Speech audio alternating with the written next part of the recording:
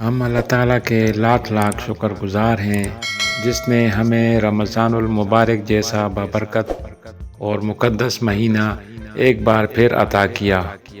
اس اہم مہینے میں تمام مسلمانوں کے لیے یہ ایک موقع ہے کہ وہ صلح کریں اور اپنی غلط فہمیوں کو ایک طرف رکھیں۔ یہ وہ وقت ہے جب لوگوں کو خدا سے توبہ کرنی چاہیے اور ان لوگوں کے ساتھ صلح کرنی چاہیے جن کے ساتھ وہ مسائل کا شکار ہیں۔ ہم تمام مسلمانوں کو اپنی عبادات میں اضافہ کرنے کی ترغیب دیتے ہیں، خاص طور پر رمضان کے اس مقدس مہینے میں۔ اس کا اجر ہم نے سیکھا ہے بہت بڑا ہے اور ہر ایک کو اس سے فائدہ اٹھانے کی کوشش کرنی چاہیے۔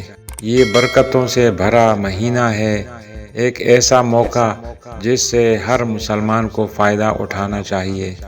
روزے کے بہت سے فائدے ہیں اور اس میں اللہ کی اطاعت کرنا بھی شامل ہے، جس نے ہمیں رمضان کے پورے مہینے کے روزے رکھنے کا حکم دیا ہے۔ اس مہینے میں ایک مسلمان زیادہ روحانی تزکیہ نفس اور اللہ کے آگے مکمل سر تسلیم خم کرتا ہے۔ رمضان ہمیں یہ ترغیب حاصل کرنے میں بھی مدد کرتا ہے کہ مذہب کی طرف سے منع کردہ کاموں تک نہ پہنچیں۔ غریبوں کے قریب جانا اور ان کے دکھوں کو محسوس کرنا اور ضرورت مندوں کو عطیات اور خیرات دینا اس مقدس مہینے میں ضروری ہے۔ لوگ صدقہ کریں جہاں صدقہ واجب ہے۔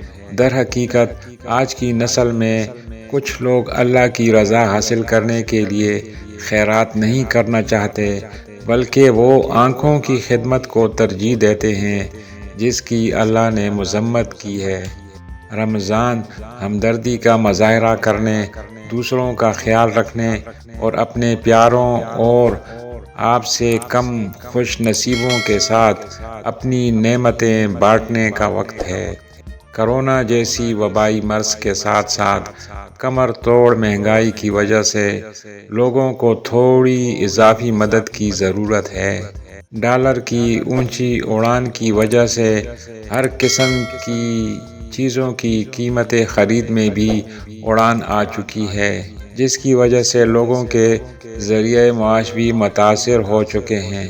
دوسروں کو دینا جاری رکھیں کیونکہ انہیں آپ کی مدد کی ضرورت ہے۔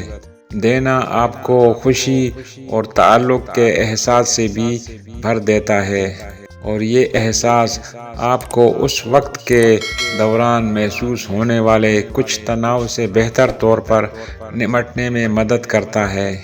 ملک کے تمام مسلمانوں سے گزارش کرتے ہیں کہ وہ اپنی دولت اور وسائل کو غریبوں کے ساتھ بانٹتے رہیں۔ ہم تمام اداروں کا شکریہ ادا کرنا چاہتے ہیں جنہوں نے اس رمضان میں مسلمانوں کے ساتھ اپنی دولت بانٹنے کا پروگرام شروع کر رکھا ہے۔ جن لوگوں کے پاس وسائل ہیں اور وہ غریبوں اور ناداروں کی مدد کرنے میں ناکام رہتے ہیں، وہ اپنی مذہبی ذمہ داری پوری کرنے میں ناکامی پر جواب دہ ہوں گے۔